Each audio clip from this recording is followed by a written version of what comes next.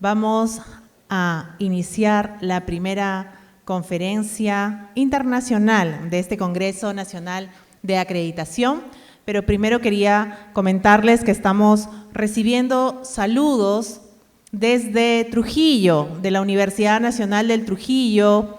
Los miembros del Comité de Calidad de varias de sus facultades nos dicen que están conectados viendo el Congreso. También del Instituto Tecnológico Íllimo de Lambayeque, del Instituto Pedagógico Ciro Alegría Bazán de Chepén en La Libertad, y así de otras regiones que igualmente se siguen conectando con nosotros. Bien, un saludo para todos ellos. Ahora sí, procedo a presentarles al doctor Pedro Enríquez Guajardo, quien en este bloque nos va a hablar sobre el futuro de la educación superior en América Latina y el Caribe, los desafíos en calidad. El doctor Pedro Enríquez Guajardo es director del Instituto Internacional de la UNESCO para la Educación Superior en América Latina y el Caribe. Es además administrador público, cuenta con un diplomado en Relaciones Económicas Internacionales y con diversos posgrados en Administración Pública, Relaciones Internacionales y en Ciencias Políticas. Dejo con ustedes al doctor Pedro Enríquez Guajardo, a quien recibimos con un fuerte aplauso.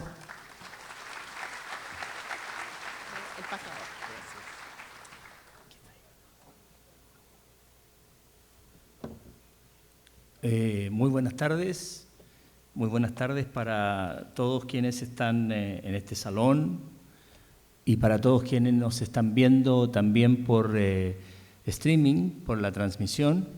Un especial agradecimiento al CINEACE, a Carolina y a su equipo por haber pensado en que nosotros tendríamos algo interesante que decir sobre un tema tan complejo y tan polémico como es la calidad educativa. La aproximación al tema, la verdad, desde nuestro punto de vista, nosotros hemos desarrollado esta presentación pensando principalmente en no entregar recetas que puedan ser, que no nos sirven, sino más bien plantearse los temas y los desafíos de la calidad a partir de criterios, de planteamientos específicos que tienen que ver con realidades y contextos de los países donde se trabaja. Nosotros en el IESALC trabajamos con 33 estados de la región.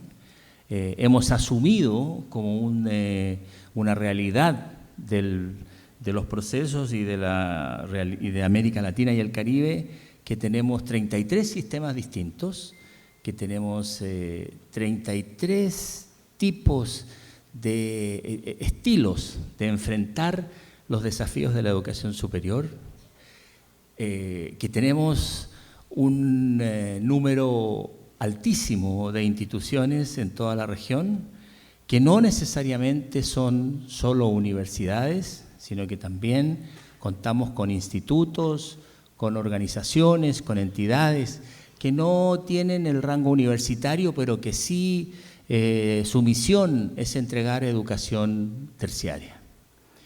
A partir de esa realidad, nosotros hemos pensado que América Latina y el Caribe necesitan continuar en su fortalecimiento. Hasta cierto punto, una búsqueda de identidad propia. De repente reclamamos un poco por las recomendaciones que recibimos de organismos globales. Algunos y algunas de las recomendaciones tienen razón, otras definitivamente no son aplicables en nuestra realidad. Y este es un tema que se hace presente ya desde hace tiempo en la educación superior, por ejemplo, en el caso de los rankings, en que las variables que se utilizan en los rankings de universidades de clase mundial son variables que no pertenecen a nuestro esquema y a nuestra forma de enfrentar el sistema de educación superior. Entonces, El trabajo que vamos a presentar ahora no es muy largo, pero sí cada diapositiva probablemente vaya a provocar algún comentario de mi parte. Se ha hecho a partir de las conclusiones de la Conferencia Regional de Educación Superior que nosotros convocamos en Córdoba, Argentina, en el mes de junio pasado. Esa conferencia es un instrumento que tiene la UNESCO para ir aquilatando, para ir de alguna manera percibiendo lo que está ocurriendo en la educación superior regional, y es un evento que se desarrolla cada 10 años y donde la región asume una postura regional en algunos temas centrales o que se discuten, y que además constituye un precedente regional para discutirlo en las conferencias mundiales de educación superior. En este caso, tenemos que a puertas una conferencia mundial entre el 2020 y el 2021, y donde la región cada vez ha ido, yo diría, perfeccionando su cercanía y su aproximación para contar con sistemas de educación superior fortalecidos, consolidados, y que realmente respondan a lo que la comunidad, no solamente la comunidad académica, sino que nuestra gente, nuestros jóvenes, nuestros académicos, nuestros investigadores y la sociedad en conjunto están esperando de nosotros que estamos involucrados en esta fascinante tarea de transferir el conocimiento y entregarlo para que todo el mundo tenga derecho a ejercerlo, a educarse, como siempre y como lo mandan los principios de equidad básico y el ejercicio de los derechos humanos. La conferencia también, hemos realizado 3 conferencias desde el año 96 hasta el momento, en La Habana, el 96, en Cartagena de Indias el 2008, y ahora la conferencia de Córdoba. Cada una tiene su propia identidad, pero ustedes van a ver que se repiten algunas cosas que siguen estando presentes en la agenda de discusión y debate. La conferencia también supone un debate abierto. En este caso, en el caso de Córdoba, hemos querido hacerlo inclusivo, hemos querido hacerlo democrático, hemos querido también destacar no solamente aquellas cosas en las que estamos de acuerdo, que son fáciles de resolver, sino aquellas también que son disensos, donde hay diferencias muy grandes entre los distintos actores sobre cómo enfrentar estas construcciones. Entonces, aquí voy a tener que tener un... no sé para dónde... A ver. Ahí está. Ok, gracias. Se titula Post-CRES 2018, ¿cierto? Porque es todo lo que viene después de la conferencia, y hablamos del futuro de la educación superior hacia el siglo XXI, ¿no? Hemos también querido agradecer, y por eso reitero nuestro agradecimiento al CINEACE, que nos ha invitado a estar presentes y que ha considerado de relativa importancia lo que podemos nosotros entregar a partir de este trabajo tan colectivo, tan masivo que hubo en Córdoba. En Córdoba hubo 12.500 personas que se inscribieron y tuvimos una participación diaria en los 3 días de conferencia de unas 5.000 personas en promedio, ¿no? Eso habla muy bien del interés que ejerce este tema y de la necesidad de entregar y disponer espacios para el debate en educación superior.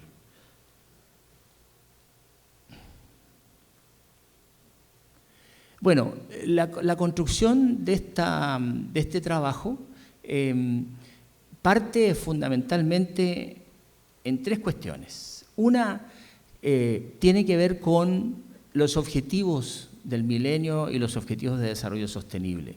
Nosotros hemos fundamentado todo el producto de esta conferencia y lo que se va a hablar sobre calidad ahora, no solamente en los Objetivos de Desarrollo Sostenible, sino también en la Agenda de Educación 2030 de la UNESCO y en los acuerdos de Washington.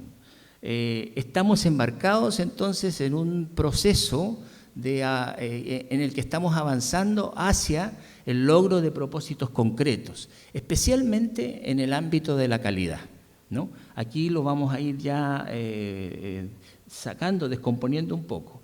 En el caso de los objetivos del milenio, el propósito central del objetivo del milenio de uno de los objetivos del milenio era lograr la enseñanza primaria universal, que era el número 2.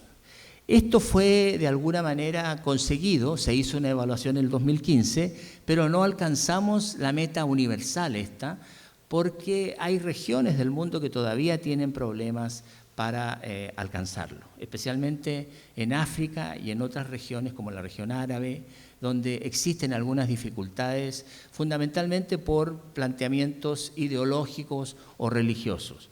Luego, Naciones Unidas plantea los Objetivos de Desarrollo Sostenible y ya mucho más, más complejo. No es solamente una cuestión de demografía, no es una cuestión de números, sino que es una cuestión de contenidos. Entonces, nos acercamos al Objetivo de Desarrollo Sostenible con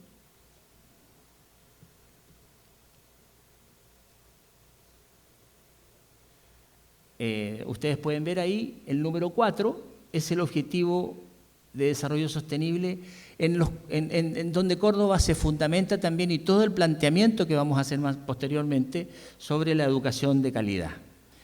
Ahora, no es solo este ODS el que pertenece al ámbito de educación. Tenemos algunos otros, por ejemplo, que también el trabajo decente, por ejemplo, el término del hambre, ¿cierto? El tema climático, la investigación, tenemos la igualdad, el tema de la equidad de género, pero en concreto el más específico es el de calidad. Estos 17 Objetivos de Desarrollo Sostenible cuentan con 163 subobjetivos y cada uno específicamente en el área en que está formulado. Aquí se trata de que garanticemos una educación inclusiva y equitativa y promovamos oportunidades de aprendizaje a lo largo de la vida para todos. Esto tiene varias implicancias. Es un derecho, ¿cierto? El de todas las personas, el ser educados con calidad. No es un planteamiento solamente para la educación superior, sino que para el sistema educativo en su conjunto. Y también deriva de esto el hecho de que nosotros nunca terminamos de aprender. Nosotros siempre estamos en un proceso de aprendizaje. Y esto de serlo todo para toda la vida también es, de alguna manera, ir ayornando lo que estamos proponiéndonos como sociedad. Sabemos todos que más o menos el 15% en promedio en los países de América Latina es población que está sobre los 65 años. Bueno, esta población de esa, más o menos el 87% es autovalente, es decir, población que teniendo una edad avanzada, todavía se puede movilizar por sus propios medios, todavía puede hacer las cosas a su aire. Los viejos son en ese sentido muy autónomos. Pero hay un porcentaje importante que no es autovalente. Este porcentaje de autovalencia en las personas mayores también ha modificado algunos planteamientos que son históricos, en el sentido de que las personas mayores también han decidido en gran proporción retornar al aprendizaje. La UNESCO hace eco de este planteamiento y, dicho muy en corto, y plantea también que el aprendizaje es para toda la vida, porque además incluso en el desempeño de la profesión o en el desempeño de una actividad productiva siempre va a estar presente la necesidad de seguir avanzando en el conocimiento. Entonces el objetivo 4 es lo que nosotros... perdonen que no me funciona muy bien perdón. Bueno, a partir de toda esta construcción de los objetivos también nosotros quisimos decir dónde nos lleva la calidad, por esto de no tener que entregar recetas. En este caso, lo que estoy haciendo ahí, esta diapositiva representa el deber ser de la educación superior. Cómo nosotros hemos llegado, porque tenemos muchos modelos conviviendo, entonces modelos de cómo se organiza, cómo se estructura la educación superior de los países, ¿cierto? Y aquí en este caso nosotros algunas consideraciones en torno a un modelo regional o modelo de educación superior que tenemos que ir planteándonos. El tema de la calidad siempre está presente, ¿cierto? Ahí, ¿eh? Y la concepción del modelo es que es un modelo de desarrollo de instituciones heterocategorial, es un modelo donde los currículos son diversos y muy flexibles, es un modelo que recoge el hecho de que no es una cosa única, especializada, profesionalizante, sino que la nueva educación superior tiene que dar cuenta de los desafíos que plantea la modernidad. Y en el ámbito de los atributos sigue habiendo temas de cobertura, es un pendiente enorme el tema de la cobertura, ¿cierto? Los temas de género, la pertinencia social del sistema educativo, ¿cierto? Aspectos como la formación docente y la movilidad académica, que son parte de los atributos de un modelo de educación superior y de una que plantea que las instituciones tienen que internacionalizarse, tienen que irse actualizando, tienen que ser flexibles y dispuestas a recibir la influencia del medio, tienen que mantener cierto diseño estratégico que les permita seguir avanzando, por el hecho de que hay cosas que no podemos simplemente controlar cuando trabajamos en educación superior. Por ejemplo, el hecho de que haya carreras que están tendiendo a desaparecer en su definición tradicional y van transformándose en otro tipo de formaciones, o que la institución no es solamente formadora, sino que tiene que hablar también de cómo contribuir a incrementar el conocimiento. Esta diapo es una forma de ilustrar un poco dónde estamos y hacia dónde debiéramos tender. Pero claro, es una simple sugerencia, pero habla un poco de por dónde tiene que ir también el modelo de calidad. En el año 96, la Conferencia de La Habana también habló de calidad, ¿no? Hace ya 40 años. Calidad de evaluación y acreditación institucional. Esto ya era un tema central, aunque la Conferencia de La Habana se plantea como la conferencia de la pertinencia social de la educación superior. La Habana habla de calidad. Luego, por lo tanto, la región nunca ha perdido el norte en ese sentido cuando se trata de debatir el futuro del sistema.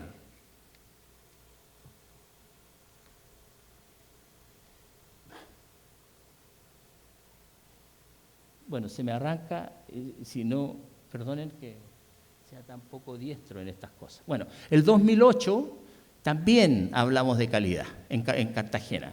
También hay conclusiones, hay trabajos de investigación, de calidad que se desarrollaron para la conferencia de Cartagena y que nos muestran que esto ha sido un tema permanente en la discusión y en el debate, ¿no? Vámonos para Córdoba, y en Córdoba se sigue sosteniendo que la educación superior es un bien público social, está desarrollándose de acuerdo a los objetivos de desarrollo sostenible, ¿cierto? Y es una responsabilidad del Estado también plantearse los desafíos de educación superior. Tenemos una identidad conceptual aquí porque viene un tiempo en que nuestra educación superior debe ayornarse con los planteamientos de desarrollo sostenible. Aparece ahí un concepto que en Córdoba que al final se transformó en un área estratégica regional, que es la formación docente, ¿no? Es un tema que aparece sistemáticamente en todos los ejes temáticos.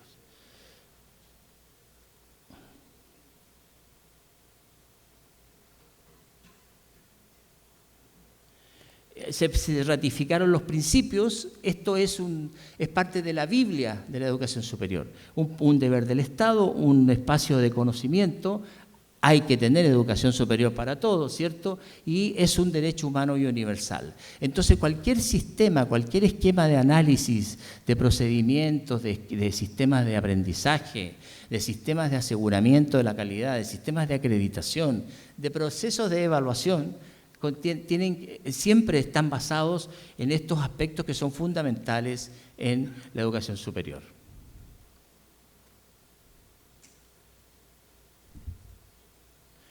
La conferencia definió como marco conceptual 7 ejes temáticos. Esto viene después de un análisis de más o menos unos 40 años del discurso de educación superior y llegamos a las conclusiones en que podíamos desarrollar el debate sobre todos los temas de educación superior, el papel estratégico, la investigación científica y tecnológica y la innovación, el rol de la educación superior de cara a los desafíos sociales, la responsabilidad social, ¿cierto? La internacionalización, la interculturalidad y la diversidad cultural, y en fin, la educación como parte del sistema educativo, pero en realidad este eje está concentrado exclusivamente en los aspectos de calidad. Menciono, por ejemplo, interculturalidad, porque ahí ya estamos, de alguna manera la región asume que hay un 20% más o menos de población, 22% de población indígena o afrodescendiente que tiene que estar considerada en los aspectos de mejoramiento de la calidad de vida.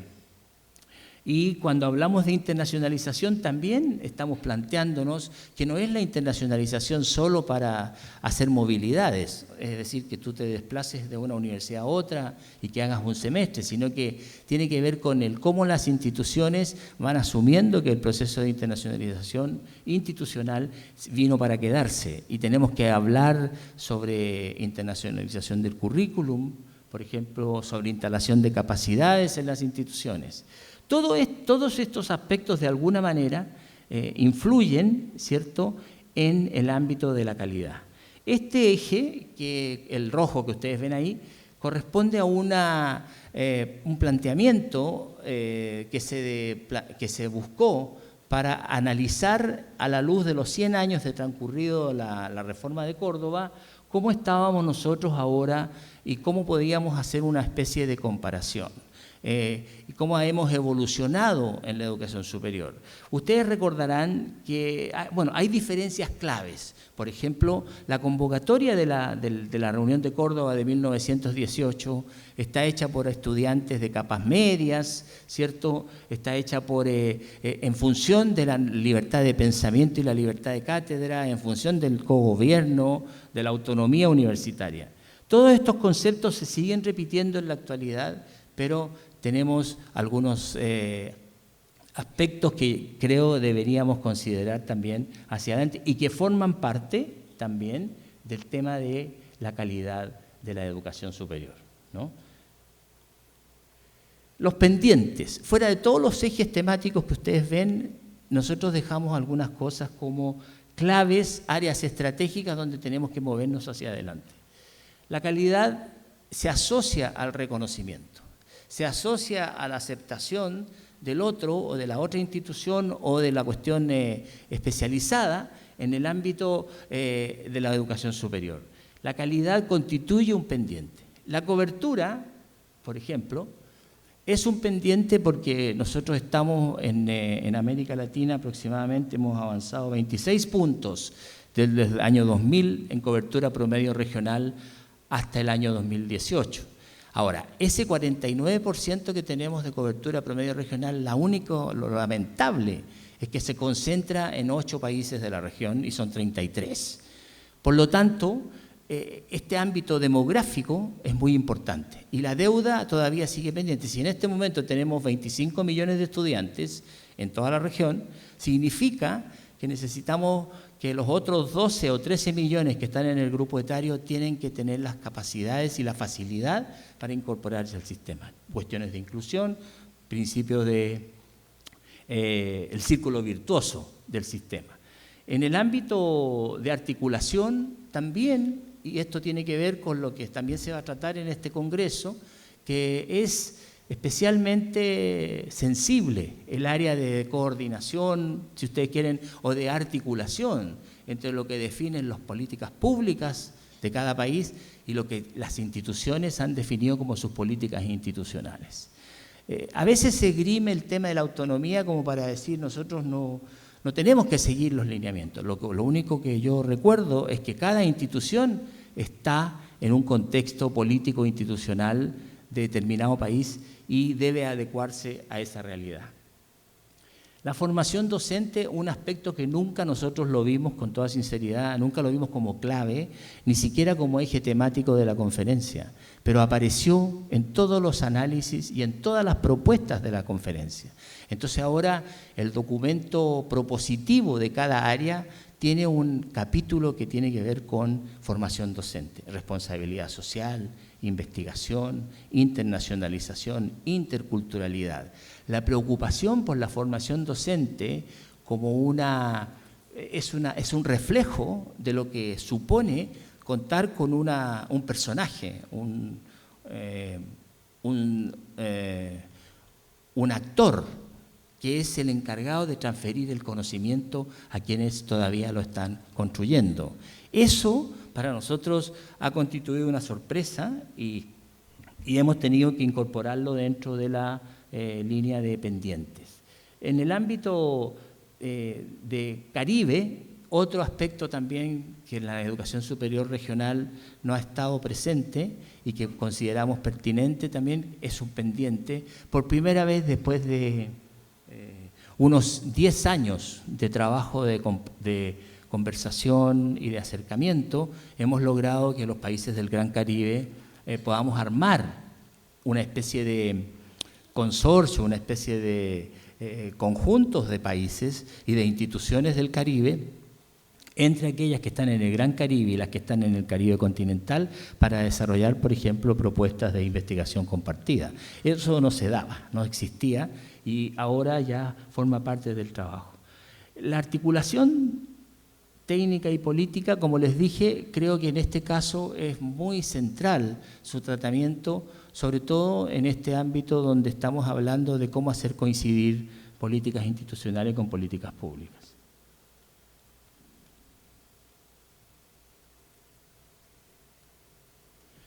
Entonces, las áreas estratégicas, como ustedes pueden ver, están planteadas ahí. Calidad ocupa mucho de nuestra preocupación, además de las otras áreas estratégicas, ¿cierto?, que son adicionales a lo que marcaban las líneas temáticas de la conferencia.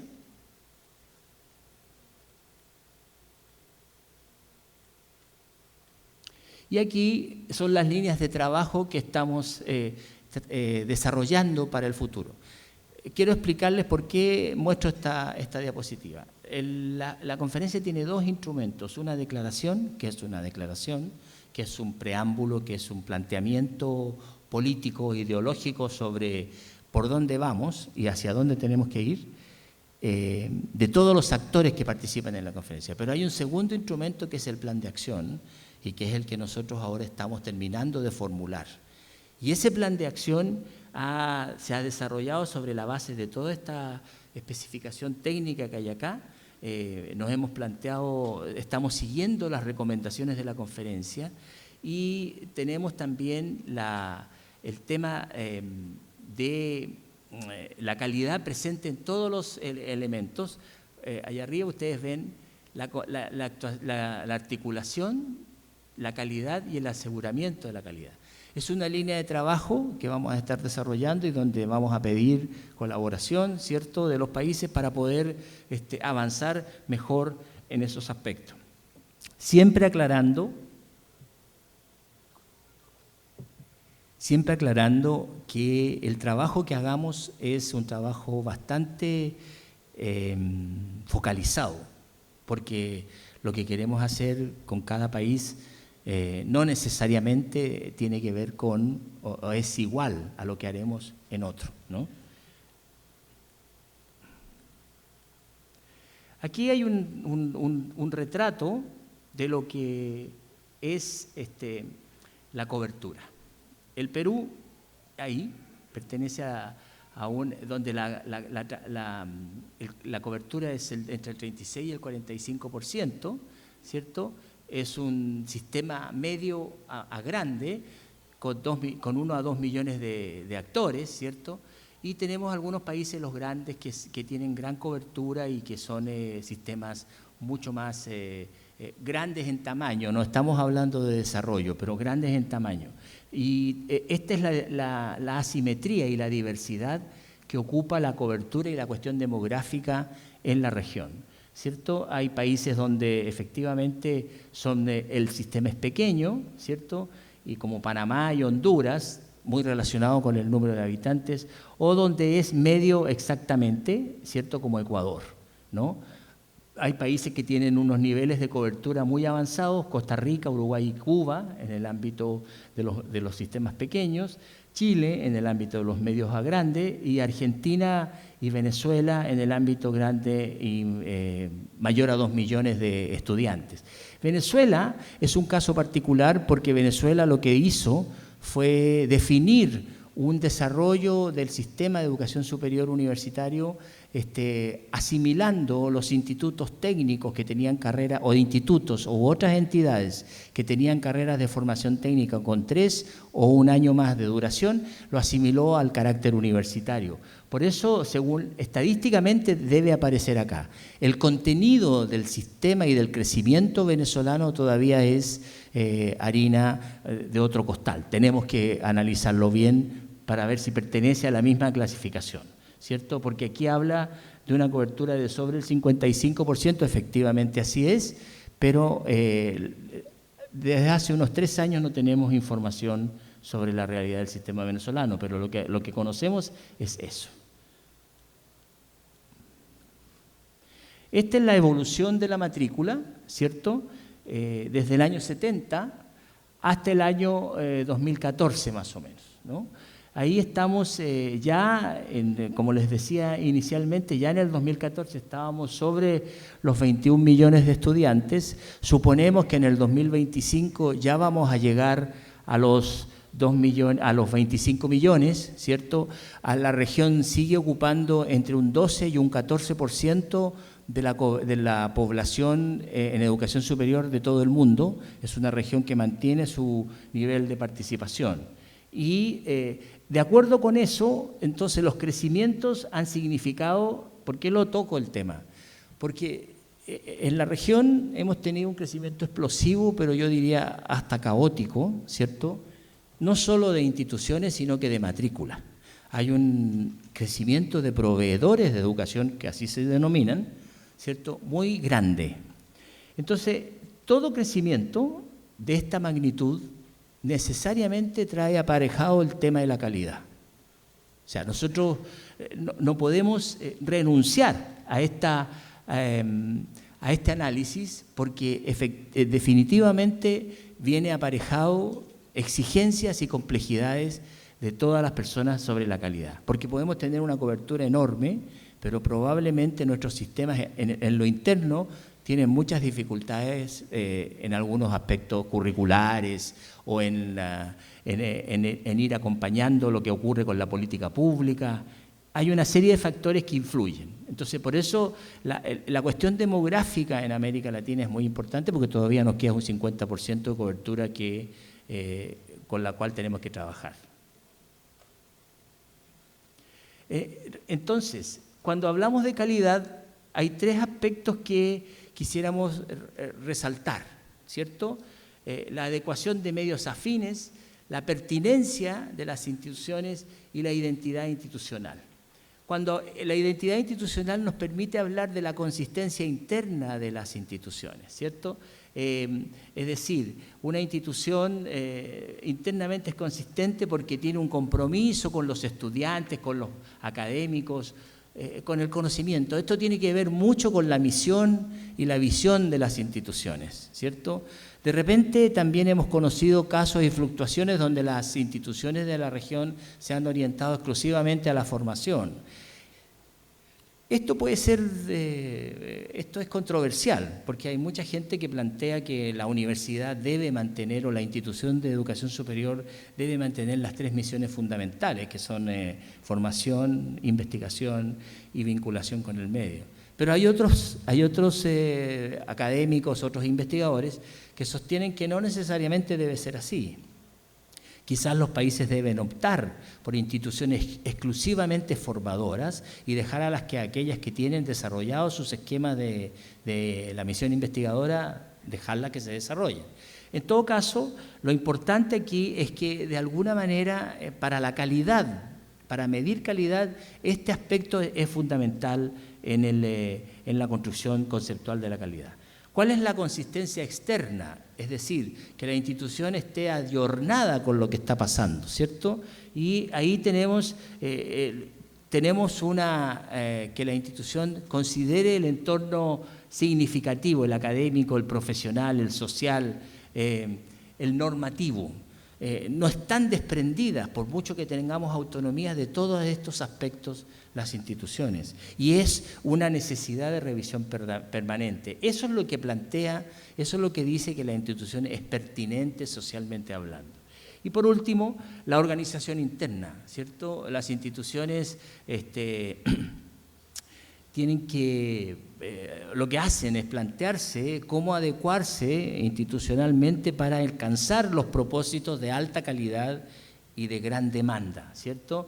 La organización de recursos, procesos, no solamente medición de lo que pasa con los procesos, que son efectivos, que son eficientes. Hay que ir pensando también y pensar mucho en cómo vamos a proceder con medir lo que nosotros entregamos a la sociedad. Recuerden que lo hemos dicho varias veces, todas las cosas que se hacen en educación son de lenta maduración, no entregan resultados inmediatos, pero este ámbito de la adecuación de medios afines tiene que ver con cómo vamos a encontrar un sistema que nos permita seguir a nuestros egresados y ver de qué manera ellos están respondiendo a lo que ellos querían y a lo que la sociedad estaba esperando de ellos, ¿cierto? Entonces, en estos 3 aspectos descansa el concepto de calidad que podamos ir construyendo para nuestra institución. Ahí hay un cuadro también que refleja, estos cuadros los hicimos con una especialista, con María José Lemaitre, para poder exponerlos también en México. Pero este cuadro tiene todo lo que hemos hablado hasta ahora, ¿cierto? Compendiado, ¿cierto? Aquí quizás es importante la consistencia interna, ¿cierto? Misión y visión institucional, los principios y prioridades es algo que está presente siempre.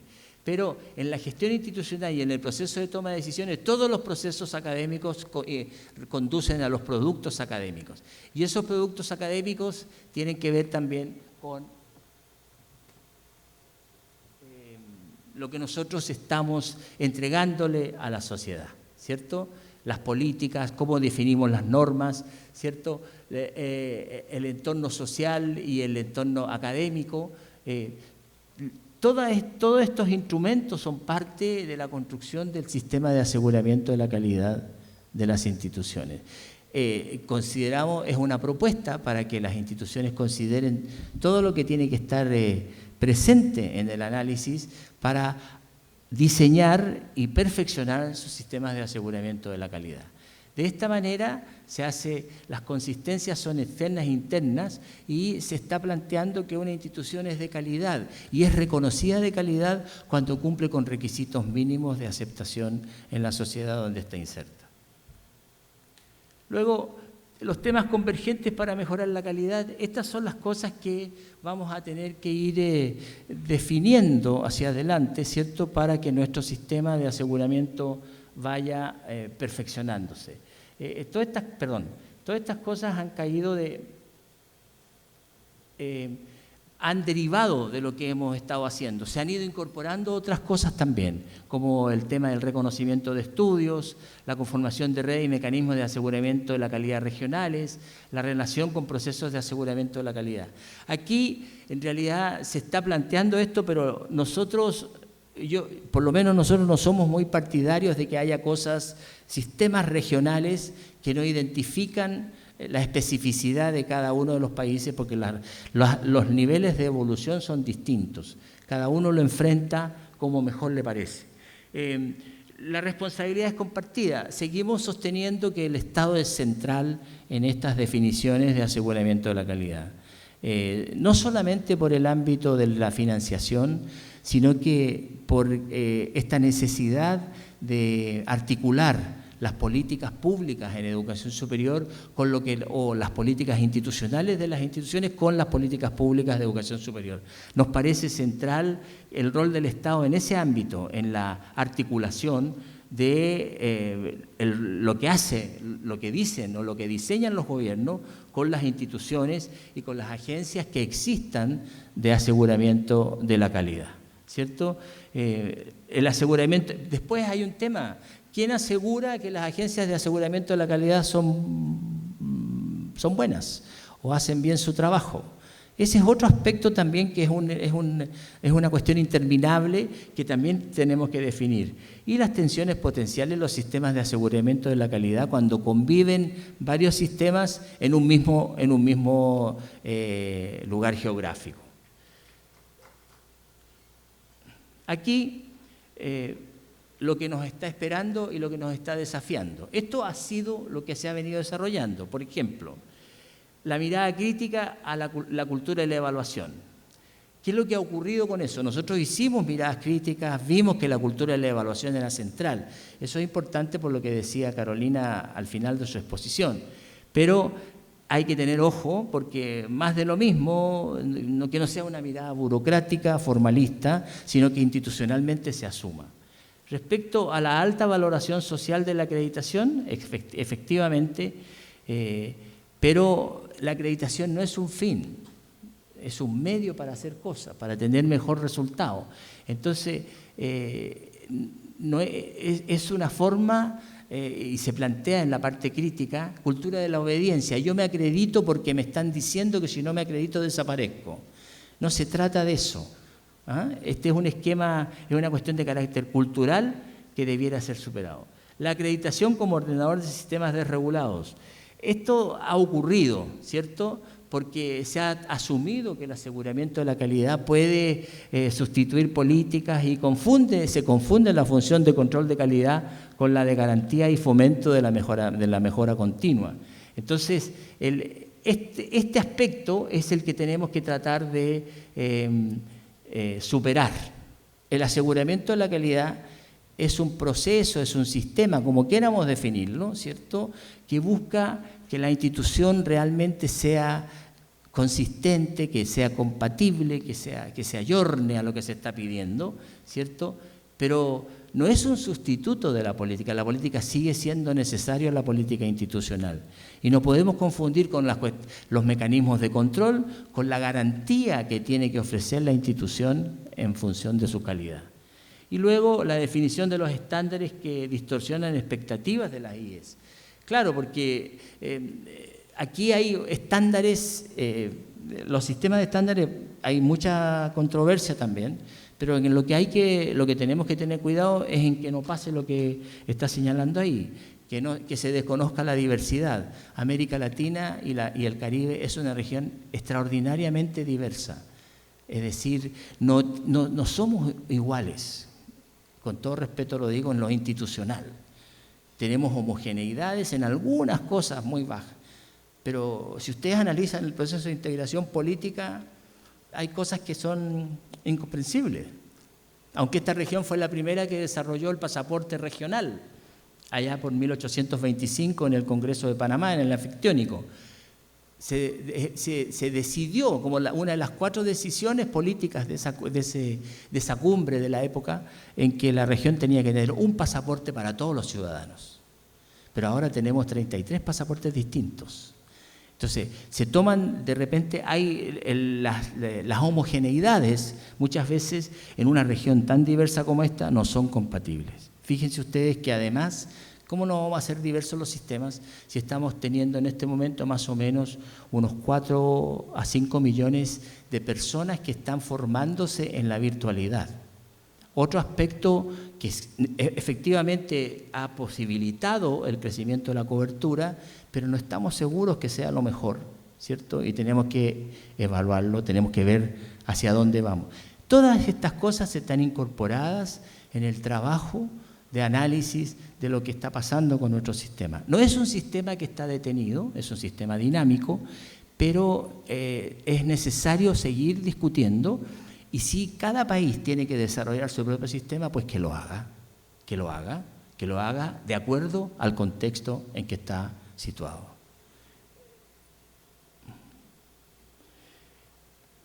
Las propuestas que se plantean desde la conferencia en función de la calidad son de 4 estilos.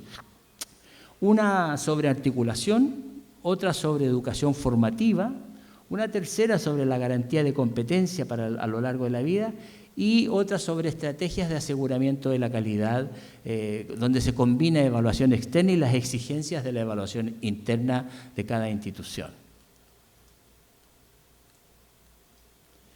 En la articulación hay aspectos que son entre la educación superior y la educación escolar. Aquí hay un elemento importante en la realidad nuestra. Nosotros tenemos en América Latina hay serias dificultades en la articulación del sistema educativo, ¿cierto? En la necesidad de trabajar, ¿cierto? En que el sistema educativo sea uno solo y educación superior no esté aparte de eso.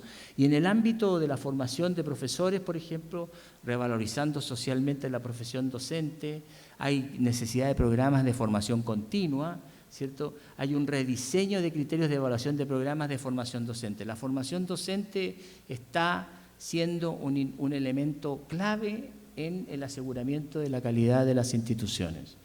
Luego, una segunda posibilidad también de articulación es todo lo que ocurre entre la transición entre la educación media y la educación superior, ¿cierto? Aquí es necesario hacer el trabajo de revisión de la estructura formativa, la formación de los estudiantes ciudadana y global, ¿cierto?, sin perder la identidad regional, el trabajo de diagnóstico y acogida a los estudiantes que ingresan al sistema de educación superior.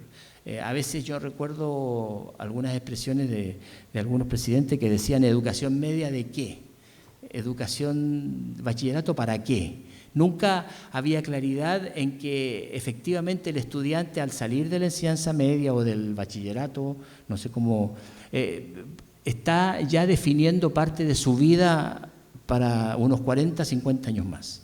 Entonces, la transición entre los dos esquemas es una responsabilidad que nosotros tenemos cuando estamos tratando de asegurar calidad de nuestros sistemas de educación superior. Al interior de la educación superior, bueno, la necesidad de reducir las barreras de movilidad entre los niveles, los programas y las instituciones, ¿cierto? Hay que, en aseguramiento de la calidad, en la necesidad de incorporar criterios de apertura, en la CIE es la revisión de la estructura curricular, los reconocimientos de cualificaciones no tradicionales, y en las políticas el reconocimiento al derecho de los estudiantes a que se les reconozcan sus estudios y sus certificaciones. Flexibilizar la estructura de títulos y grados. Había un análisis que se estaba haciendo porque la UNESCO en este caso no tiene cómo resolver, por ejemplo, cuando se trata de los temas migratorios ahora. En la primera etapa la organización no tiene mucho que decir, porque son cuestiones de emergencia, pero sí tiene mucho que decir en el ámbito del reconocimiento, en el ámbito de la equivalencia de los estudios. Nosotros estamos trabajando ahora otro de los instrumentos de internacionalización, que es el convenio de estudios, títulos y diplomas, que ya está terminado su análisis, luego de 42 años de existencia se ha modernizado y ha incorporado la nueva versión todos los temas de refugio, de estudios parciales. Estos temas, los instrumentos, por otra parte, se están construyendo, se están desarrollando. Entonces, estamos en proceso de ir consolidando un sistema más fortalecido. Luego,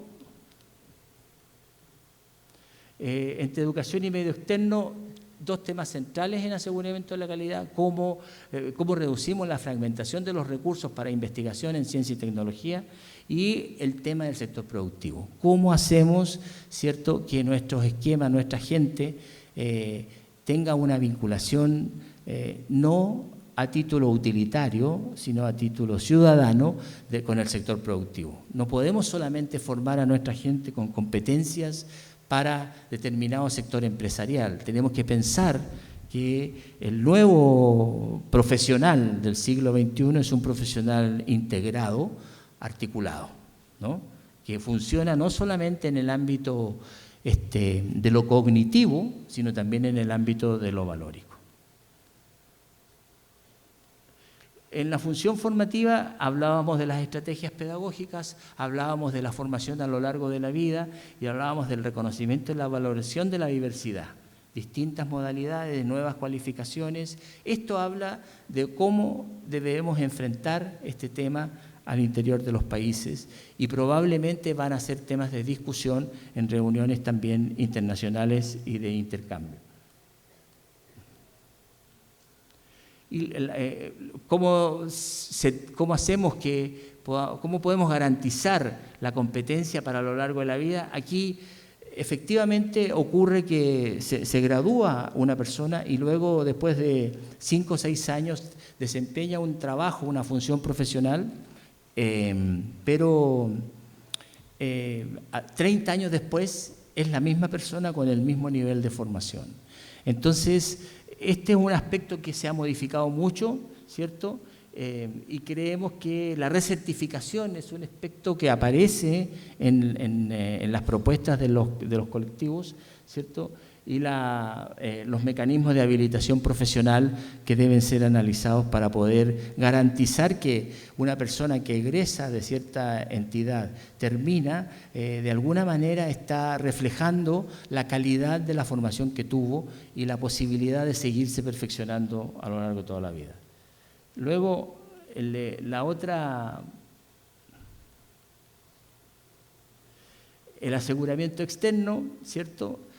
Nosotros tenemos aquí una complicación en la región. Tenemos aproximadamente 60.000 programas en América Latina y el Caribe que necesitan ser revisados, pero no sabemos.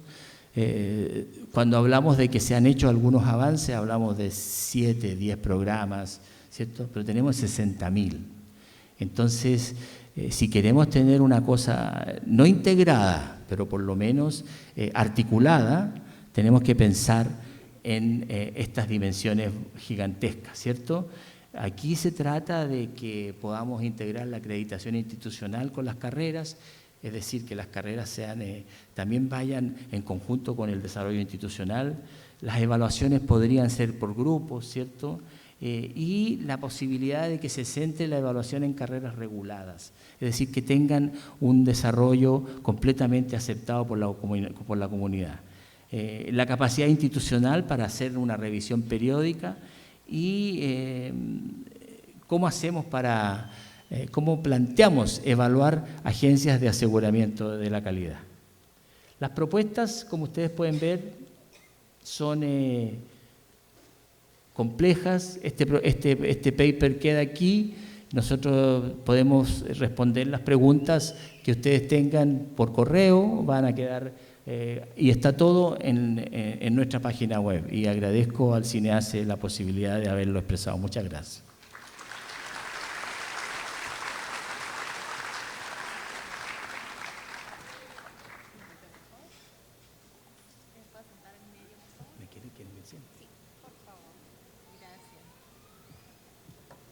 Listo, le damos las gracias al doctor Pedro Enrique Guajardo. Bien, nos han seguido llegando saludos desde diferentes partes del país, comités de calidad que nos están saludando desde Huancayo, desde La Concepción, de Pasco, de Lima Provincias, también del Instituto Wando estamos recibiendo saludos, también del Instituto Pedagógico Yurimaguas, que está ubicado en el Alto Amazonas, en esta ciudad tan linda como es Iquitos. También desde la comunidad educativa del Instituto Tecnológico Chincha. También estamos recibiendo saludos del Instituto CICE, de los comités de la Universidad Continental de Huancayo, igualmente de las facultades de Arquitectura y de Psicología. De aquí de Lima también nos envían saludos desde el Colegio Divino Maestro de Chorrillos y nos dicen que están muy atentos a todas las presentaciones. Bien, ahora quiero invitar a quien va a moderar este panel, quien es nuestra directora de Evaluación y Acreditación de Institutos y Escuelas de Educación Superior, Pilar Saavedra Paredes, a quien recibimos con un fuerte aplauso y a quien invito a que pueda acompañarnos aquí en el panel. ¿Sí? Nos acompañan en este panel el director general de Calidad Académica y Acreditación de la Universidad Toribio Rodríguez de Mendoza de Amazonas, José Quispe Osorio.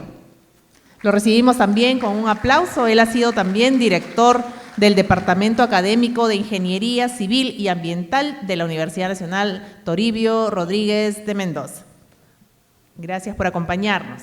Igualmente quiero invitar al director académico del Instituto Superior Pedagógico Público, Salvador Cabero Ovalle de Ayacucho, al señor Wilber Reyes Araujo, a quien igualmente recibimos con un fuerte aplauso. Él es doctor en Ciencias de la Educación y máster en Dirección de Recursos Humanos. También tengo el agrado de invitar a la representante de UNESCO en Perú, a la doctora Magali Robalino Campos, doctor en Educación, Políticas Públicas, docente de profesión y de corazón. Tiene una maestría en Desarrollo Educativo, una especialización en Gestión y en Evaluación de Proyectos. Y finalmente, quiero invitar a la viceministra de Interculturalidad del Ministerio de Cultura, a la doctora Elena Burga Cabrera, educadora también, a quien recibimos con un fuerte aplauso. Ella cuenta con una maestría en Antropología y especializaciones en estudios amazónicos. Bueno, recibimos a este panel con un fuerte aplauso de todos ustedes para dar inicio a la conversación. Gracias. Muchas gracias. Muy buenas tardes. Tenemos un panel de lujo en este momento para comentar la presentación que nos hiciera Pedro Enríquez, básicamente mirando el contexto nacional, internacional, pero sobre todo estos grandes desafíos que se nos plantea a la luz de los Objetivos de Desarrollo Sostenible, la Agenda 2030, y también los acuerdos de Córdoba. Vamos a, miren lo que tenemos en el panel, tenemos la experiencia concreta desde la universidad, en la persona del jefe de calidad, tenemos la experiencia concreta de un instituto pedagógico de formación inicial docente, EIB, tenemos la presencia de la UNESCO y también desde la lectura y el enfoque del Viceministerio de Interculturalidad, cómo es que nos ubicamos en estos grandes desafíos para entender a la educación como un bien público, social, pero sobre todo a la educación como un derrotero a lo largo de toda la vida. Vamos a iniciar esta ronda de comentarios con la intervención en dos bloques. Vamos a hacer dos bloques. Hay un primer bloque, digamos, de comentarios rápidos, primeras reacciones de parte de los panelistas. Vamos a invitar al señor José Quispe Osorio para que nos comente cómo es que estos grandes desafíos globales se han estado respondiendo desde los criterios de calidad a partir de los procesos de autoevaluación, pero sobre todo desde la experiencia concreta que es la universidad ubicada en Amazonas.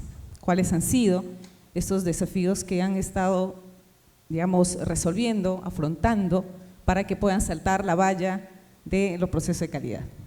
Por favor. Gracias. Hola, hola. Bien, un saludo de Chachapoyas para todos los presentes y para el Perú que nos está viendo. En primer lugar, de la presentación que nos ha hecho el doctor Enríquez, todos son directivas genéricas, y yo voy a hacer un comentario tratando de aterrizar en la experiencia que hemos tenido en la Universidad Nacional Toribio Rodríguez de Mendoza, con su sede en Chachapoyas. Esta universidad es prácticamente la tercera de todas las 142 universidades, la tercera nacional licenciada y la número 16 a nivel de todo el bloque. En realidad, la gestión con calidad en la diversidad, básicamente lo que quiere es reconocer la heterogeneidad que existe entre los elementos, llámese o entiéndase que estamos hablando de sujetos, de personas, que cada uno pretende estar dentro de esa institución o dentro de ese marco, pero obviamente que presenta características que ya su nombre mismo lo dice en el concepto de diversidad. Y básicamente lo que nosotros hicimos en aquella época es entender ese concepto, y al caso tenemos en la actualidad pues la tendencia de querer tener un estudiante ideal, ¿no?, que sea protagonista de sus aprendizajes, que maneje autonomía en los procesos de aprendizaje, que maneje diálogos, participación, una autoestima intensa y que tenga motivación por la investigación.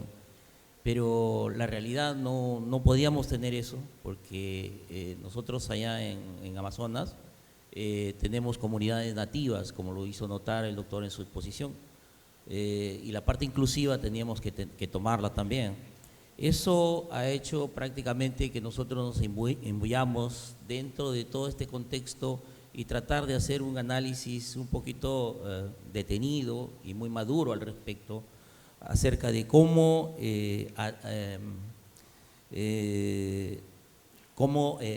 atacar al problema, cómo tratar de resolverlo y tratar de empujar, obviamente porque la institución nace en un área de influencia y su reto es tratar de promover todos los cambios o transformaciones sociales económicas que puedan darse. Y eso es cierto, Amazonas era una zona que está ubicada dentro de los, digamos, en el nivel de pobreza en los últimos lugares.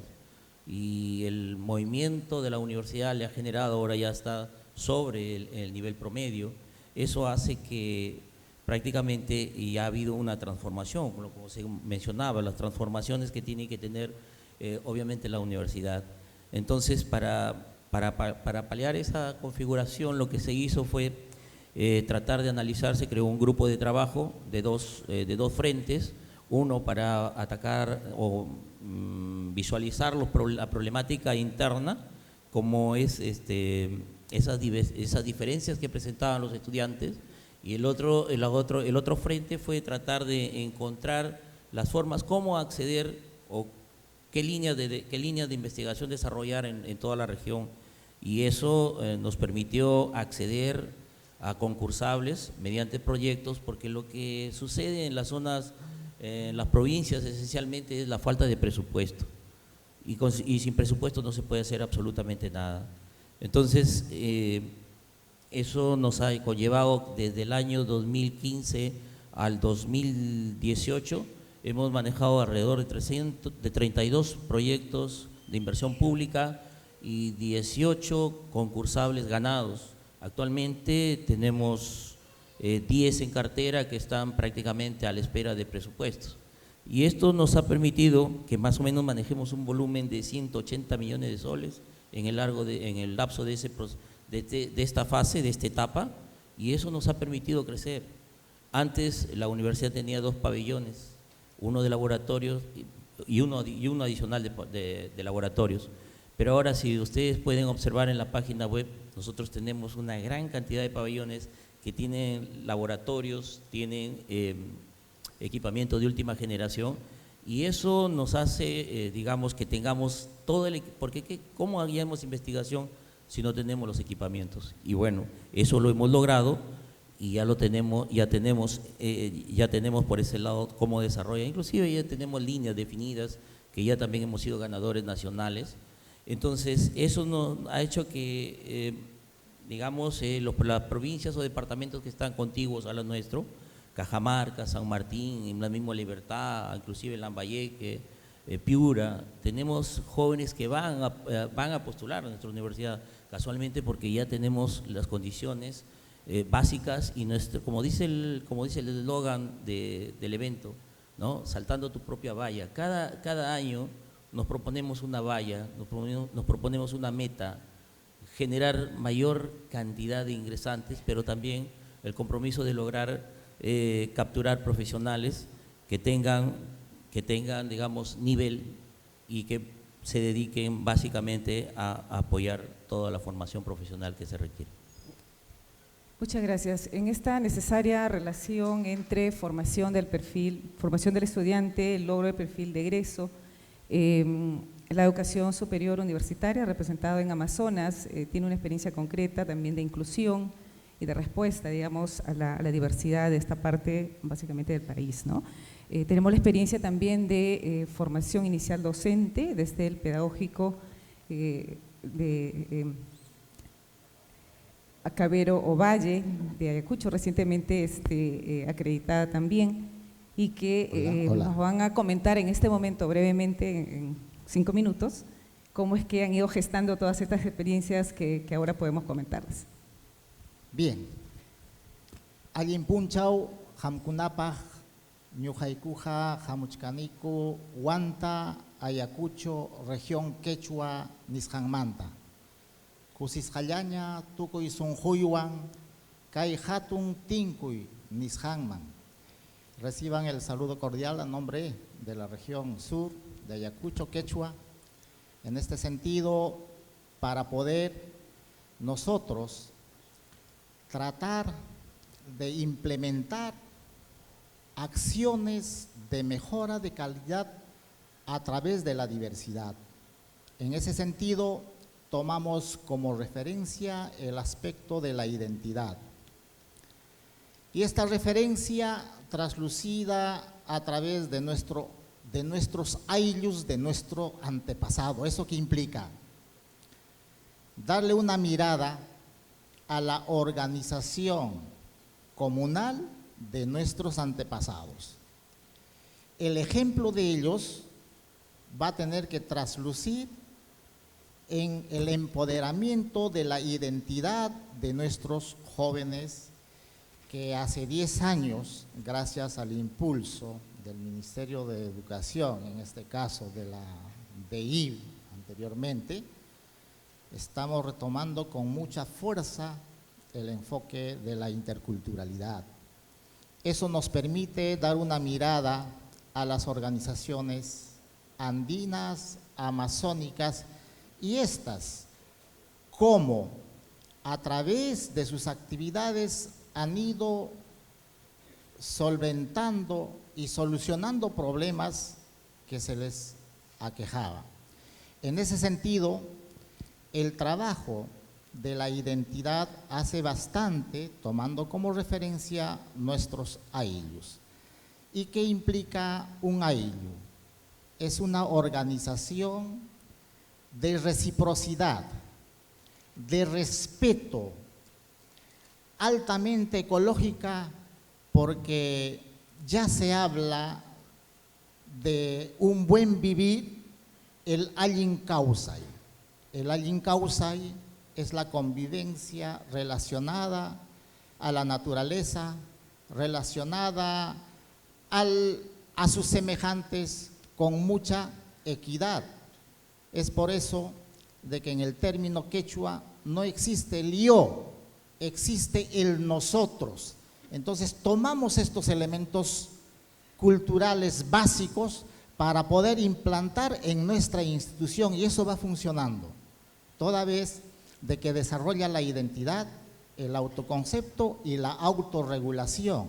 Esto garantiza la formación de nuestros jóvenes estudiantes. Esto también implica que no solamente la interculturalidad lo tengamos que visibilizar, más al contrario tenemos que vivenciarlo.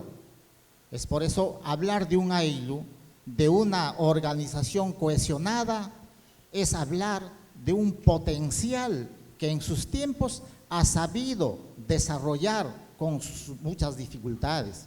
En ese sentido, tomamos como referencia estos aspectos para poder inculcar en la formación docente. Esto implica muchas cosas a través de sus elementos culturales. Esto también implica que se fortalece al futuro docente para que pueda desenvolverse con mucha convicción. Es por eso de que a veces nos vamos preguntando, pues, si en el mundo andino y en los ayllus ha habido corrupción. No creo que haya habido corrupción. Ahora, ¿quién ha roto esos esquemas? Tendríamos que preguntarnos. Algunos dicen que la escuela.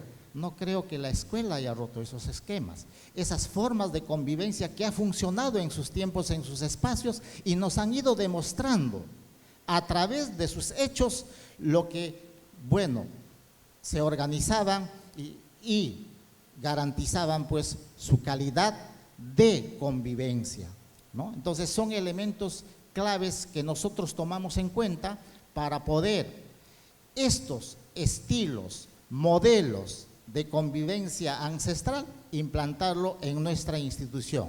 Trabajamos el aspecto de la identidad, que va dando frutos. El estudiante, los docentes, a través de darnos una mirada, porque nos desarrollamos en una determinada etnia, en una determinada nacionalidad, tomarnos de las manos y enfrentar la adversidad. Muchas gracias, Wilber. Muchas gracias. Desde UNESCO, en la mirada hacia la política pública, para encontrar en medio de tantas cosas que tenemos que hacer para contribuir al desarrollo de las instituciones, desde el enfoque intercultural, en este contexto global de múltiples desafíos, ¿cómo es que, qué deberíamos de priorizar, Magali, en el sentido de si es que podemos identificar 2 o 3 elementos claves que nos permita desencadenar y profundizar todos estos desarrollos? Muchas gracias, buenas tardes con todas, con todos. Gracias a Carolina, al CINEACE por la invitación. Antes de responder esta pregunta, solo una pequeña precisión, aun cuando sé que todos ustedes conocen. La UNESCO es la Organización de Naciones Unidas especializada en educación, ciencia, cultura y comunicación, y tiene el gran mandato de aportar a los estados asistencia técnica, precisamente para discutir y trabajar ahora en el gran marco de ODS a los cuales se ha referido mi colega.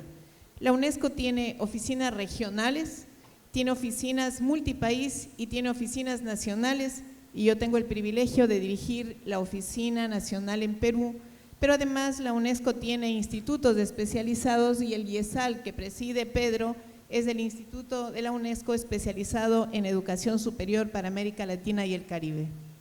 A propósito de la pregunta que plantea Pilar, yo quisiera mencionar que, centrarme en uno, pero mencionar que aquí hay varios desafíos que ya han sido colocados por Pedro.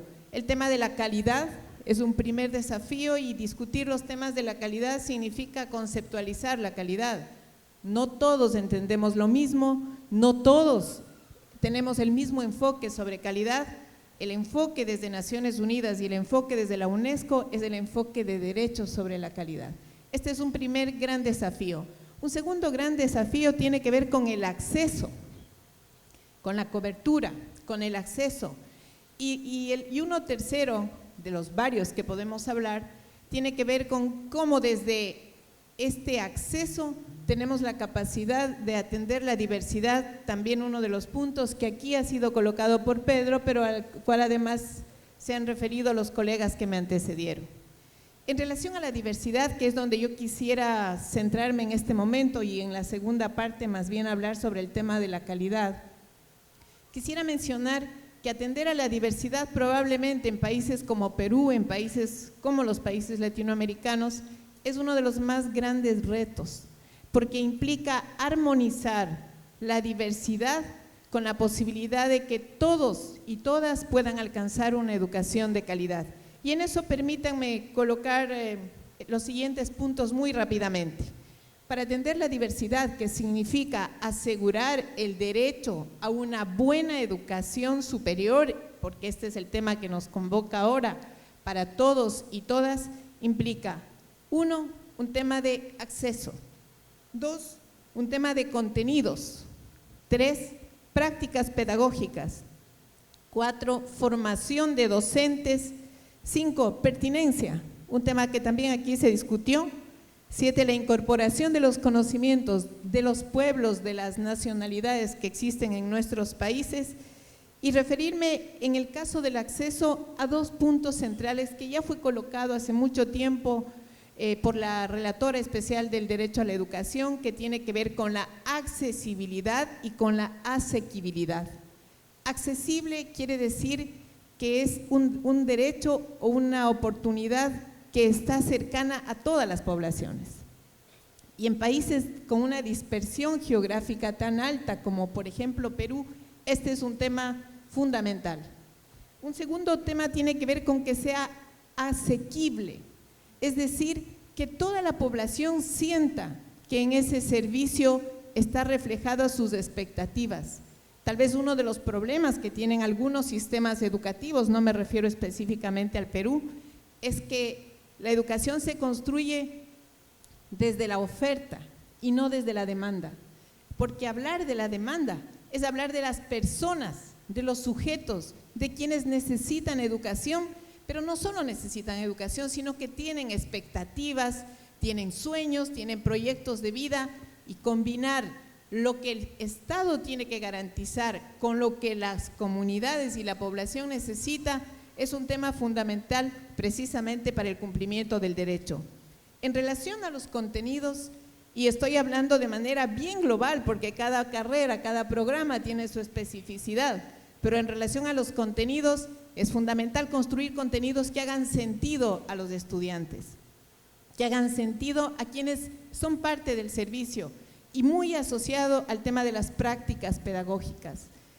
Solamente las escuelas de educación y los programas de educación ponen énfasis en este tema. Sin embargo, este es un tema que, como mencionaba Pedro, atañe a toda la formación superior, a toda la formación universitaria, como lo es el tema de formación docente. Cuando hablamos de formación docente no estamos hablando solo de la formación de los docentes para la educación básica o la educación inicial. Hablar de formación docente es incluir la formación de los docentes para la educación superior. Y un reto que tienen hoy los países es convertir a estos posgrados de docencia universitaria en espacios realmente de formación pedagógica para quienes tienen que formar en las más diversas carreras y no solamente como programas para cumplir un requisito para las leyes de educación superior. Voy cerrando esta primera parte refiriéndome al tema de la inclusión de los conocimientos propios, tanto de quienes llegan como de los pueblos y las comunidades.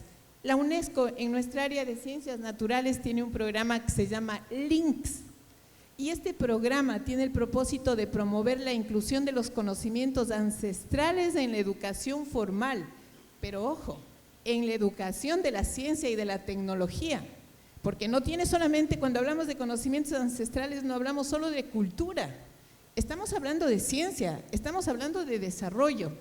Todo esto en su conjunto configura un enfoque de inclusión en la educación que es exactamente atender a la diversidad.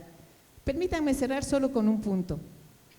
Hablar de atención a la diversidad, hablar de atención a la gran población, a toda la población, es poner ojo al riesgo que tenemos a veces de caer en la homogenización. Y tener atención en esto significa pensar que el aprendizaje y el uso de esos aprendizajes a lo largo de la vida es realmente el foco de todo el esfuerzo que hacemos. Las demás acciones son estrategias para asegurar el aprendizaje, y frente a los aprendizajes están los seres humanos, las personas, esas personas diversas que ustedes conocen en las aulas, en las instituciones educativas y en todos los espacios cotidianos. Muchas gracias. Gracias, Magali. Y sí, ahora vamos a escuchar en la lógica de la misma pregunta. Elena Burga, como la gran mayoría la conoce, ha tenido una presencia importante también en el Ministerio de Educación, hoy desde la DIJAIVIRA y hoy en el Viceministerio de Interculturalidad estos grandes retos, desafíos o prioridades que debemos ir adoptando y que probablemente ya se están haciendo para igualmente desencadenar estos procesos a nivel de las instituciones educativas. Entendemos que desde el viceministerio hay una necesidad imperiosa y como que ya se está haciendo también de articular con el sector de educación. ¿Cómo es que miramos el panorama desde este enfoque? Buenas tardes a todos y todas. Muchas gracias por darme esta posibilidad de participar en este panel.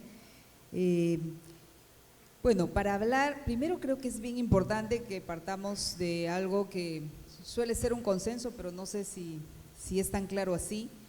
Hemos tenido y suele existir todavía, pero sobre todo hemos tenido un histórico de una educación tanto básica como superior, basada siempre en una idea homogénea de a quienes tenemos que atender y a quienes tenemos que formar en la educación superior y a quienes estos que estamos formando en la educación superior van a atender como si fueran una población homogénea. Ese ha sido una gran dificultad que hemos tenido y que todavía tenemos. Hay instituciones hoy en día que están tratando de responder a la diversidad en la formación que ofrecen en diversas carreras y en particular en la formación de los maestros y maestras, la formación docente. Pero no es una cosa todavía común, ¿no? Creo que hemos avanzado en identificar el problema, necesitamos una formación que atienda a la diversidad, porque nuestra población es diversa, porque las dificultades que los maestros y las maestras tienen que enfrentar cada día en las aulas te desafían por su diversidad y por lo tanto esa formación tiene que ser diversa, pero no tenemos todavía muchas claridades para responder a esa diversidad desde la formación docente, desde la educación superior. Creo que una cosa que también todos estamos de acuerdo es en que necesitamos mejorar la calidad. Todos hablamos de la calidad en la educación básica, en la educación superior, pero una de las cosas que yo quería señalar, y que tampoco no es un invento mío, es la calidad viene asociada a la pertinencia, ¿no? O sea, creo que algo que también hemos ido aprendiendo en los últimos años, dado los fracasos que hemos tenido en nuestro sistema educativo, es que si no logramos una mayor pertinencia en la atención a los estudiantes y en la formación superior, en la educación superior, no podemos lograr tampoco calidad. Calidad, entonces, tenemos que verla, un componente fundamental de la calidad es la pertinencia. Pertinencia desde el punto de vista sociocultural, lingüístico, pero también de otro tipo de diversidades que tenemos en nuestros países. Y allí quisiera entrar a estos tres principales aspectos que yo considero que se deben tomar en cuenta en la educación superior. Por un lado, creo que es importante ver cómo se conforma un equipo formativo, un equipo de formadores en una institución de educación superior, ¿no?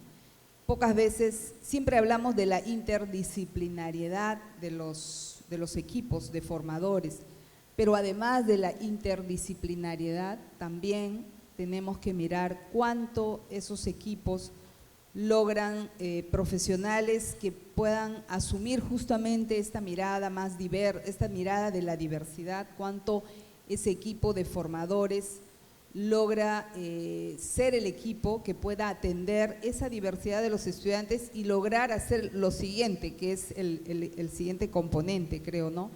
Que es diversificar el plan de estudios, el currículo, la malla curricular, como querramos llamarle, ¿no? Esa herramienta fundamental de la formación, donde están los contenidos que nos señalaba Magali, pero no solamente los contenidos, ¿no? El currículo o todo el tema curricular, la malla curricular comprende cuál es tu perfil, ¿no?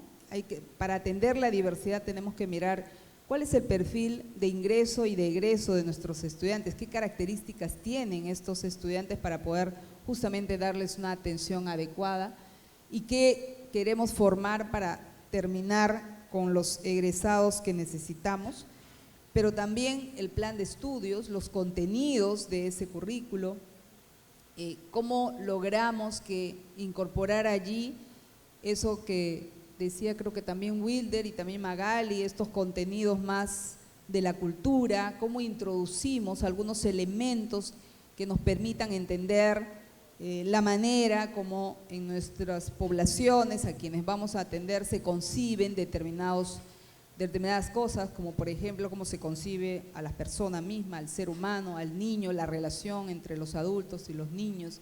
Vamos a formar maestros que van a tener que trabajar en esos contextos donde tienen que entender la cultura de los niños, ¿no? Y ni qué hablar en el aspecto de la lengua, ¿no? Cuánto los equipos de esa educación superior logran tener equipos formadores que también conozcan la cultura y manejen la lengua de los estudiantes y de los niños, niñas, adolescentes, a quienes ellos finalmente van a ir a formar.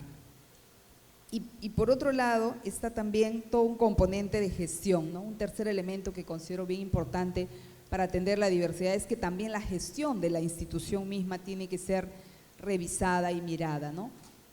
Yo conozco un montón de institutos pedagógicos y universidades en nuestro país donde un problema fundamental es justamente la gestión institucional, ¿no? Más allá del currículo, más allá de quiénes son los docentes, hay un tema de cómo se gestiona la educación, la institución, de cómo se organiza la institución para atender justamente de manera más pertinente y con mayor calidad la educación superior y la formación de los docentes. Me quedo ahí. Gracias, Elena. En esta segunda ronda vamos a pedir a los panelistas que en 2 minutos vayamos participando en lo que le vamos a preguntar, ¿ya? Y vamos a adoptar la última intervención de Elena en el sentido de ir pensando que un elemento clave para poder atender la diversidad es también qué arreglos institucionales hacemos, cómo es que nos preparamos desde la gestión institucional con actores, con gente en concreto y también con algunas herramientas e instrumentos nos permitan atender este desafío de la diversidad, no solamente lengua, sino también cultural en general, ¿no? Entonces, en estos 2 minutos les pedimos a José Quispe que nos comente sobre particular. Bueno, en mi primera parte de mi intervención traté de contextualizar más o menos cómo estaba, cuál era la situación de la universidad. Hablar de calidad básicamente en simples palabras es cumplir requisitos. En este caso, en la parte educativa, a nivel nacional lo propone para las universidades exactamente, primero lo propone el SUNEDU, luego el CINEACE. Pero cumplir con estos requisitos implica no desatenderse de un plan estratégico que tenga una universidad, las aspiraciones que tenga, ¿no? Nosotros somos una universidad de provincia y en realidad han llegado profesionales que no solamente piensan en desarrollar una formación profesional muy sosa, ¿no? La intención es tratar de posicionarla, empoderarla y llevarla fuera de nuestras fronteras. Tanto así que ya hemos desarrollado un plan de internacionalización, que eso, para los de Amazonas les llama la atención que una universidad joven, que son 17 años que tenemos, ya empezamos a alternar y próximamente es probable que ya empecemos a generar el proceso de bititulación, una titulación nacional con una universidad Sassari de Italia, que ya tenemos adelantadas las conversaciones, y eso es tratar de ponerle, de darle, si lo vemos al pueblo como nuestros clientes, ponerle todas las condiciones como para poderlo coger la mano y llevarlo a un lugar que en realidad debemos de hacer todos. Gracias. Muchas gracias. En el mismo sentido, por favor, Wilber, desde la gestión, ¿cómo nos preparamos para estos desafíos? Bien, voy a siempre empezar de algunas experiencias que posiblemente también ocurren en cada una de nuestras instituciones. Conocemos que nuestros estudiantes al momento de ingresar al instituto o a la universidad, ellos ingresan con todo el entusiasmo del caso. Son los más entusiastas, los que ponen más pilas en todas las actividades. Entonces, en el transcurso del tiempo, Se supone que esto debe crecer, pero a veces esto no es así. Por eso yo les decía, no sé si ocurrirá también en sus instituciones. A medida que ellos se van formando, va decreciendo esas formas que han ido viniendo. ¿Problema de quién? Habría que ir analizando.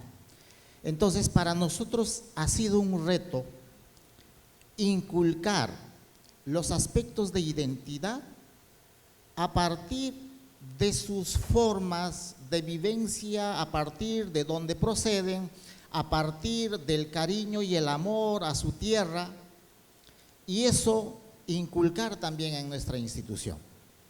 El maestro Pedro hablaba sobre la consistencia interna para poder garantizar una calidad en nuestras instituciones.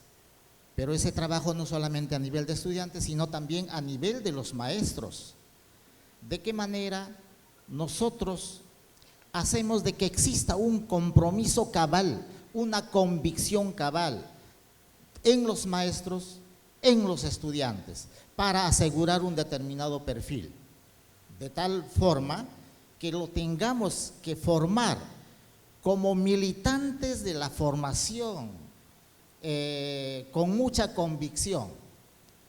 Entonces, como les decía, apelamos al trabajo de la identidad, de los muchos elementos culturales, y eso fortalece en sus diferentes dimensiones, personal, profesional y sociocomunitaria, que lo estamos trabajando. Entonces, cuán importante estos elementos tomar en cuenta para fortalecer estos aspectos que sí va teniendo frutos a nivel de una organización, porque para acreditar hay que estar bien organizados, hay que saber enfrentar los retos con múltiples necesidades que podríamos tener. Entonces, eso hace de que nuestros jóvenes y nuestros maestros tengan pues un cariño, un amor, primero a nuestra región y después a su institución. Eso hace de que nos repotencie y tengamos que garantizar pues una buena formación. Gracias, Wilber. Desde el derecho a la educación, Magali, ¿qué se debe considerar para la educación superior desde el lado de la pertinencia, la calidad, la equidad, la oportunidad para hacer apreciaciones también respecto al concepto de calidad? Y desde este enfoque de derechos, ¿cómo es que vamos articulando todos estos otros elementos, ¿no? La pertinencia y la equidad. Gracias, Pilar. Creo que este es un tema crucial en los debates sobre educación en todos los niveles. Y mencioné en mi intervención anterior que no todos entendemos lo mismo cuando se habla de calidad de la educación. Hay enfoques que plantean que una buena educación es aquella que forma para el trabajo, forma para la productividad, o la calidad de la educación para el crecimiento económico. Y estos particularmente son enfoques que están muy instalados en muchos países. La UNESCO viene promoviendo un debate que empezó ya en los años 90 y que tiene muchas raíces, y parte de estas raíces son precisamente los conceptos educativos de los pueblos originarios y de las organizaciones de educación popular, y por otra parte de todas estas reflexiones que empezaron a hacer los propios ministros respecto de cómo entender la educación desde el enfoque de derechos. Y por supuesto que el crecimiento económico es importante, y por supuesto que hay que formar personas para que puedan articularse bien en el mundo del trabajo, pero pensar el derecho, la calidad de la educación desde el derecho, significa pensar que la educación de calidad es aquella que tiene que formar ciudadanos, personas que puedan tener capacidades para actuar, para decidir, para seguir aprendiendo, para participar en la vida de sus comunidades, en la vida de sus países. Eso es lo que se plantea, y en ese marco tener toda la capacidad también para ser parte de la promoción de sistemas democráticos, de justicia, éticos, ahora que es un tema que creo que nos mueve a todos, el tema de la ética y de la justicia. Hoy más que nunca este enfoque de calidad desde los derechos tiene pleno sentido, porque hoy más que nunca se necesitan niñas, niños, adolescentes, jóvenes y personas que puedan actuar para tener precisamente modelos de desarrollo humanos, inclusivos y otra vez éticos. Y desde esta perspectiva, 5 son las dimensiones que la UNESCO levanta como dimensiones de la calidad de la educación. Pedro lo señalaba, 1 es equidad. No podemos hablar de una buena educación, de una educación de calidad, si no es buena para todas y todos. No es un buen sistema educativo, no es un sistema educativo de calidad, si solamente hay una buena educación para las élites o para quienes tienen recursos económicos. Equidad es, por lo tanto, una condición de la calidad. Pertinencia es la otra condición, y pertinencia significa esto que aquí ya se habló, una educación en contenidos, en currículo, en estrategias, en sistemas de evaluación que sean útiles, que hagan sentido a las personas. Y por otra parte, relevancia es la otra condición de la calidad, que significa una educación que contribuya a que los estudiantes y las personas en todos los niveles, por supuesto en educación superior, configuren sus proyectos de vida, sepan hacia dónde quieren ir, así como se necesita una misión y una visión institucional. También es necesario construir una visión y una misión individual y personal. Y las otras 2 condiciones de la calidad de la educación desde el enfoque de derechos son eficiencia y eficacia, cumplimiento de objetivos y uso adecuado de los recursos. Y lo que ha estado ocurriendo, Pilar, es que en eficiencia y en eficacia se ha puesto el ojo al momento de hablar de educación. Y en este sentido, creo que cuando hablamos de derechos, hablamos de titulares de los derechos. A mí me preocupa un poco cuando escucho estos términos de los clientes, los usuarios. Yo creo que hay titulares de derechos y los titulares de derechos son los que necesitan ejercer ese derecho. Y el Estado, el sistema educativo, las escuelas son garantes de ese derecho. Creo que ahí hay un aspecto bien importante. Y me parece que los sistemas de evaluación y de acreditación tienen que orientarse a encontrar la información sobre cómo se está cumpliendo ese derecho, cómo la sociedad, cómo las comunidades aseguran el aprendizaje de los estudiantes. Cierro diciendo que en todos los niveles, pero particularmente en el nivel de educación superior, la responsabilidad del aprendizaje está en los estudiantes. Si aprendieron, qué bien, y si no aprendieron, responsabilidad de ellos. Es al contrario, el Estado, las escuelas, los sistemas, los ministerios, todos los involucrados son los responsables de asegurar que los estudiantes aprendan y que aprendan bien, y ahí los docentes tienen un papel central. No hay posibilidad de cambio, no hay posibilidad de reforma sin docentes bien preparados, comprometidos, y por lo tanto el Estado tiene la responsabilidad de garantizar todas las condiciones para que los docentes sean protagonistas también de este cambio. Gracias. Gracias, Magali. Precisiones bastante necesarias. Elenita, desde el enfoque de derecho, ¿cómo podemos, tal vez desde otros elementos que se puedan incorporar, de todo lo que Magali nos ha señalado, ir articulando calidad con pertinencia y equidad? Ok, gracias. Siempre decimos que el Perú es un país diverso, cultural y lingüísticamente, pero no sé cuántos sabemos, y voy a referirme al último censo que tuvimos el año pasado, 2017, y cuyos resultados ya salieron. El año pasado, por primera vez, hemos introducido una nueva pregunta en el censo, la pregunta de autoidentificación étnica, que a todos seguramente nos sorprendió. Hay gente que reclamó que por qué preguntan eso. La pregunta era, de acuerdo a tus antepasados y a tus costumbres, ¿cómo te identificas tú? No era una pregunta sobre razas, ¿qué raza tienes? Era una pregunta sobre, de acuerdo a tus orígenes, a tus antepasados y a tus costumbres, ¿cómo tú te identificas? Y habían unas alternativas. Esa pregunta, que costó mucho introducir en el censo, porque siempre ha habido solo la pregunta de cuál es tu lengua materna, cuál es la lengua que primero aprendiste a hablar, y con la lengua el resultado siempre ha sido 13-14% de peruanos y peruanas tienen una lengua indígena, una lengua originaria como lengua materna.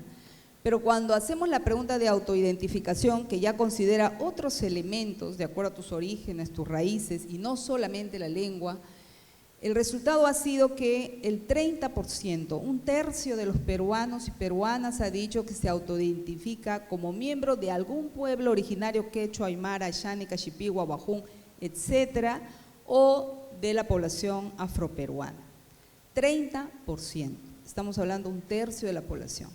Debe ser entonces, la educación superior puede estar al margen de esa realidad.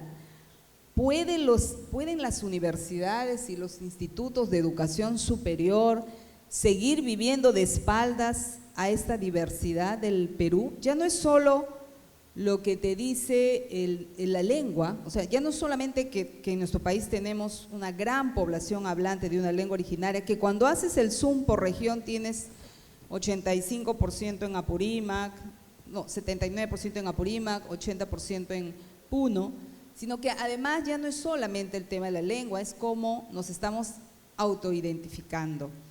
Y eso es un mazazo en la cabeza para todos los que hacemos formación de ciudadanos, de ciudadanas, para todos los que incluso ofrecemos servicios públicos. Desde el Ministerio de Cultura, el Viceministerio de Interculturalidad, estamos trabajando todo lo que significa trabajar con los diversos sectores para que los servicios públicos que se ofrecen a poblaciones, a estos ciudadanos de pueblos originarios, de población afroperuana y en general en ámbitos urbanos y rurales, porque lo que nos dice también el censo es que el 66% de gente que se ha autoidentificado como miembro de algún pueblo originario o de la población afroperuana está en la zona urbana, y eso es un dato súper importante de la migración, pero de una migración de gente migrante que hoy en día empieza a recuperar su identidad y a dejar de tener vergüenza de sus orígenes. Porque hace 10 años o 20 años esta pregunta hubiese sido, todos somos mestizos, todos somos blancos o algo así, ¿no?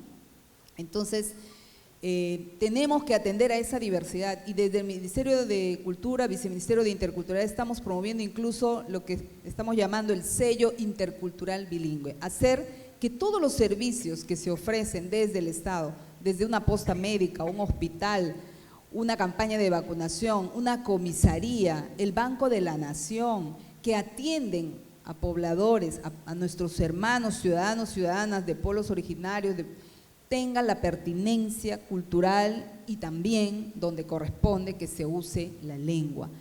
Eso es empezar a atender a nuestra diversidad. Y si la educación superior no empieza a formar a los nuevos profesionales que se requieren justamente para atender esa diversidad, si no hacemos un cambio en esta educación superior, difícilmente vamos a llegar al bicentenario de nuestro país. El 2021 vamos a cumplir 200 años de república, 200 años de vida republicana, de independencia, en lo que hemos ido más bien desapareciendo, hemos hecho todo para desaparecer a los pueblos originarios que habitaban en estas tierras desde antes de la colonia y a nuestras lenguas originarias.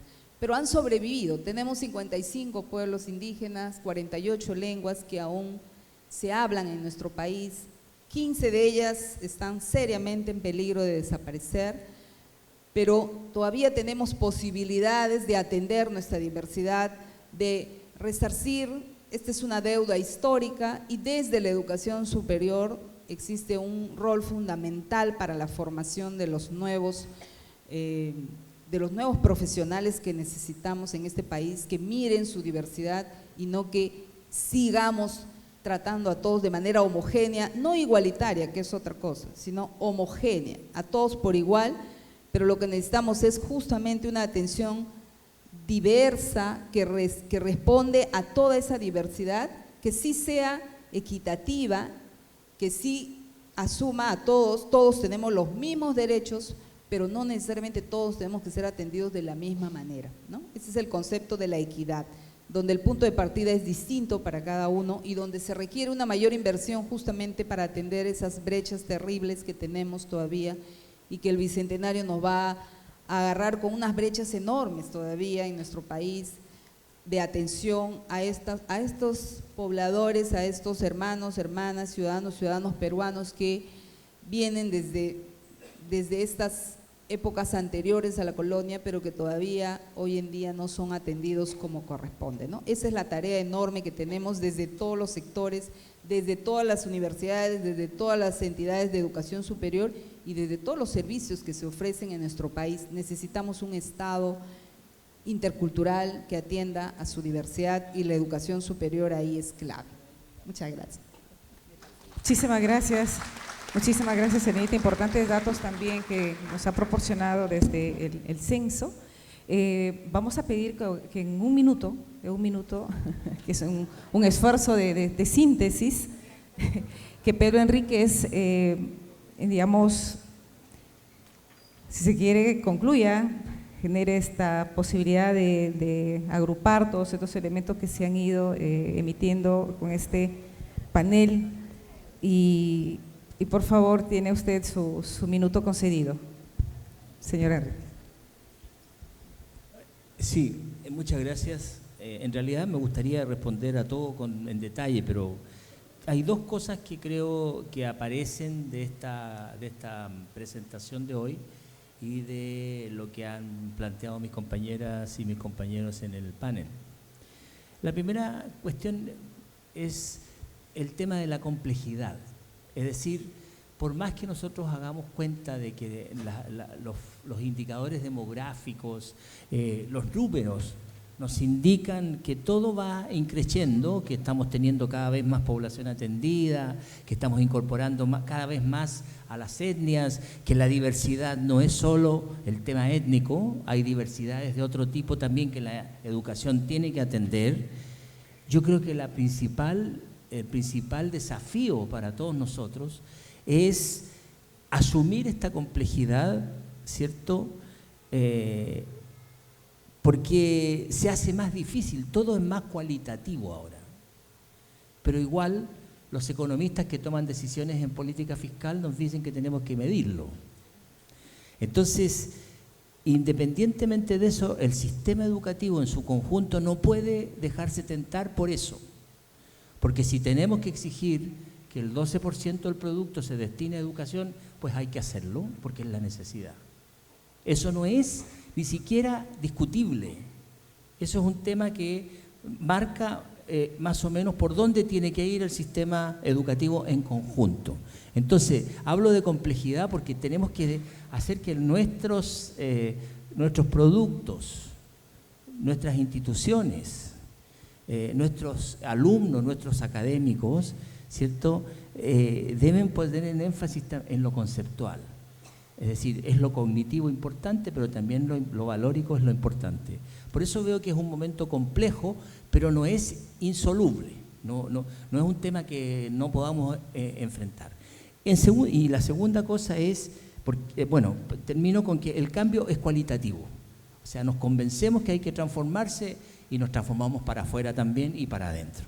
En segundo lugar, yo creo que el hecho de que sea una región con esta diversidad tan extraordinaria, en todo aspecto, ¿cierto?, no significa que tengamos que hacer fragmentación de todas nuestras decisiones, porque si no nos lleva a ninguna parte la fragmentación. Al final nos vamos a transformar en estar tratando de articular cosas que son ya, que se plantean muy separadas una de otra.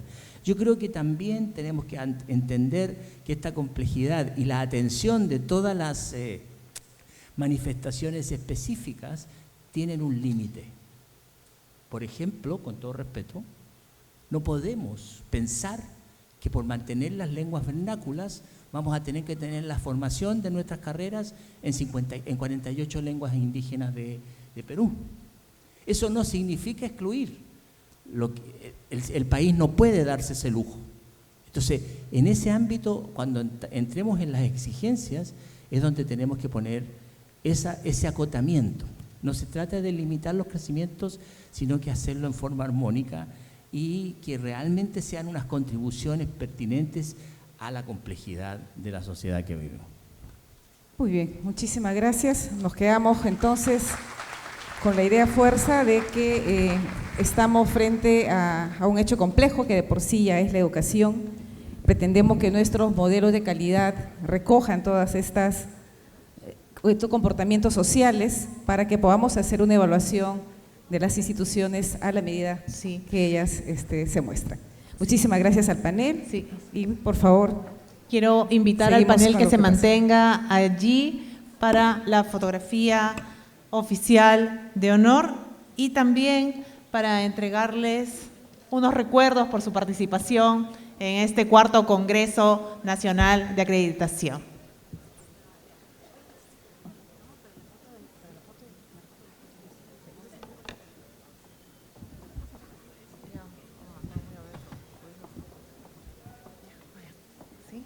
Bien, la foto oficial de este extraordinario panel, un gran inicio en este 4º Congreso Nacional de Acreditación.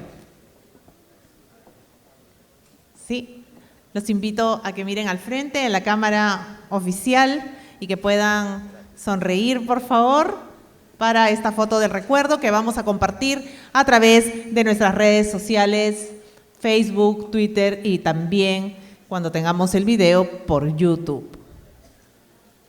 ¿Sí? Agradecemos así la participación del doctor Pedro Enríquez Guajardo, de José Quispe Osorio de la Universidad Toribio Rodríguez de Mendoza, de Wilber Reyes Araujo, del Instituto Pedagógico Salvador Cabero Ovalle de Ayacucho, de Magali Robalino, jefa de la Oficina de UNESCO de Lima, y de Elena Burga Cabrera, viceministra de Interculturalidad del Ministerio de Cultura.